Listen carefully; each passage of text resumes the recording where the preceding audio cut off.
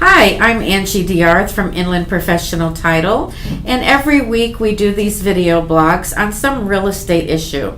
For the next 3 weeks, we're going to continue on with the Note and Deed of Trust real estate contract, commonly known as seller financing. Creative financing, seller financing. It's where the seller decides to become the bank and is actually carrying the paper. Last week we did a little bit about what seller financing is about. This week we're going to talk about Note and Deed of Trust. Next week we're going to talk about real estate contract, because those are your two options. And then the fourth week we're going to talk about escrow collections, where you have the private escrow collection person that's actually handling the paperwork and the money coming in and the money going out. So Note and Deed of Trust. So the first thing that goes on is, as the seller, you're going to decide, do you want to carry paper being secured by a promissory note and a real estate, or in a note and deed of trust, or a real estate contract? And let me tell you the differences between the note and deed of trust and the real estate contract. Okay, on the note and deed of trust, at closing, your closer is going to prepare a warranty deed. And so this is the document from the seller to the purchaser that is going to be recorded at the courthouse, and it will pass title into the purchaser's name. Then your closer will prepare a promissory note that is going to set out all the terms, how much is owed, the interest rate, the payment amounts, when the payments are due.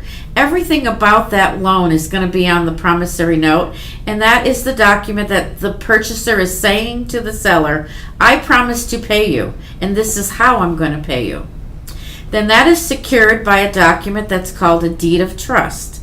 And the deed of trust is the instrument that we're going to have a lot of that information repeated: the purchaser's name, the seller's name, the property, the legal, the parcel number, the total amount that's owed to the seller. That document gets recorded, and it now is of record, and it says to the seller, I promise to pay you, and this is what will happen to me if I don't pay you. So it's going to set out all the rules of keeping it insured at all times, paying taxes before they're delinquent, and then it has lots of steps on foreclosure. And foreclosure on a deed of trust is a standard way of doing foreclosure, and that is based on Washington state law.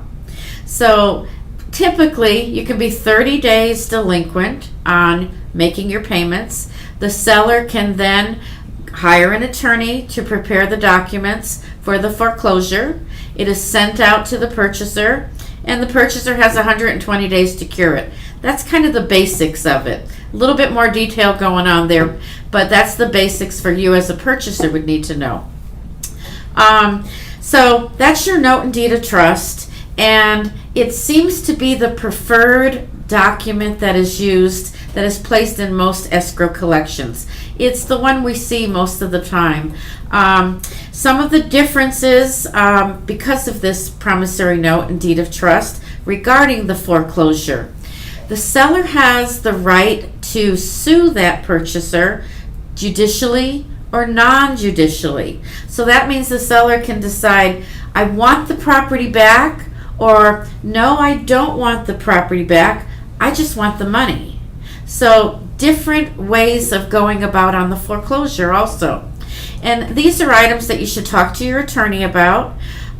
Usually a seller will know ahead of time which direction he wants to go, whether it's a note and deed of trust or a real estate contract.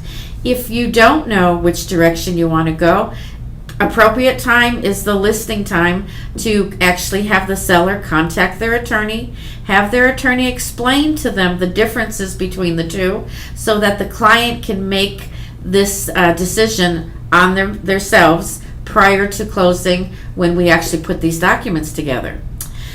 So that kind of gives you a little breakdown of the note and deed of trust. Next week I'm going to talk about the real estate contract and give you some basics of that, and then we'll go into escrow collection. So please tune in again next Thursday to hear about the real estate contract. Thank you for using IPT, and I look forward to seeing you next week.